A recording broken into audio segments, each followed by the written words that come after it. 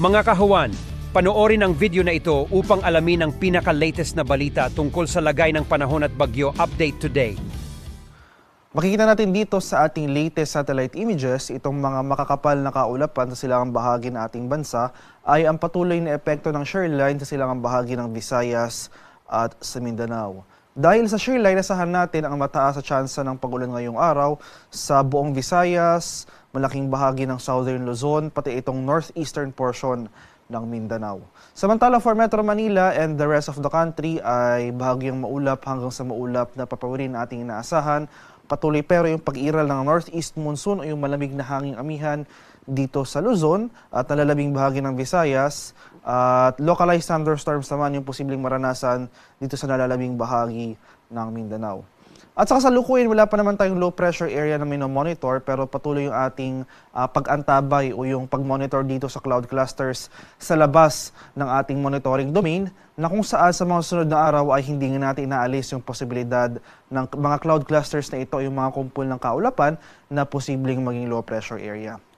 So para sa karagdagang detalye para sa posibleng low pressure area or posibleng sama ng panahon by next week, inasahan natin na may isang low pressure area na posibleng mamuo ng ating monitoring domain sa mga susunod na araw at generally westward or west-northwestward yung paggalaw nito papalapit sa ating kapuluan. Na kung saan possible by later in the week ay makaapekto ito sa silangang bahagi o yung mga easternmost portions ng Visayas at sa Mindanao. So base sa ating latest tropical cyclone threat potential forecast, meron itong low to moderate chance na maging bagyo sa mga susunod na araw. So posible pang magbago yung mga senaryo sa ating susunod na araw regarding its formation at yung magiging epekto nito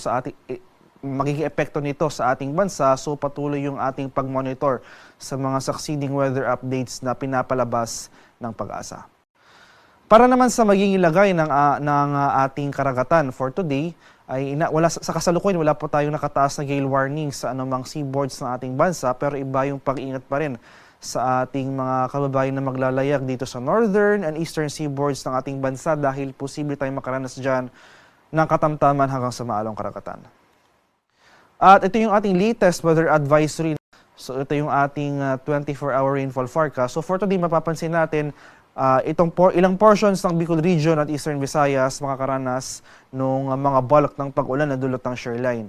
So itong easternmost portions ng mga lugar na ito, particular na sa mga lalawigan ng Albay, Sorsogon, Northern Samar, Eastern Samar, Biliran at Leyte for today, ito yung mga lugar na pinakamaapektuhan ng mga malalakas sa pag-ulan na dulot ng shearline. Kaya sa ating mga kababayan over these areas, maghanda po tayo sa mga banta ng flooding at landslides at patuloy po tayo mag-monitor ng mga localized rainfall warnings or heavy rainfall warnings sa ating mga lugar.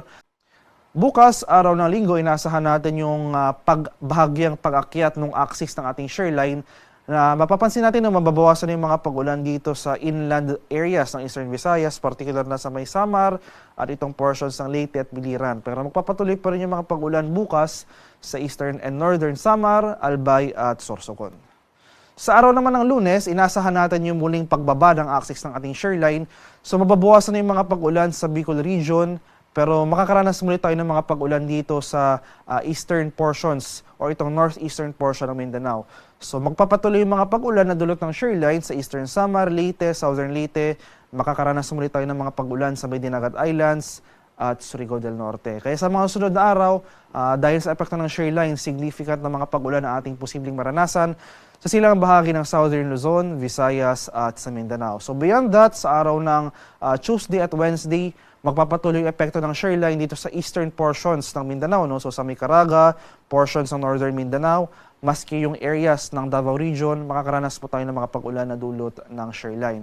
With regards naman sa possible low pressure area next week na sa ngayon ay wala pa nga tayong minomonitor, ay wala pa tayong inaasang direktang epekto ng nasabing sama ng panahon sa ating bansa pero posible pa magbago yung weather scenario na ito kaya patuloy po tayong umantabay sa mga succeeding weather updates as well as yung mga advisories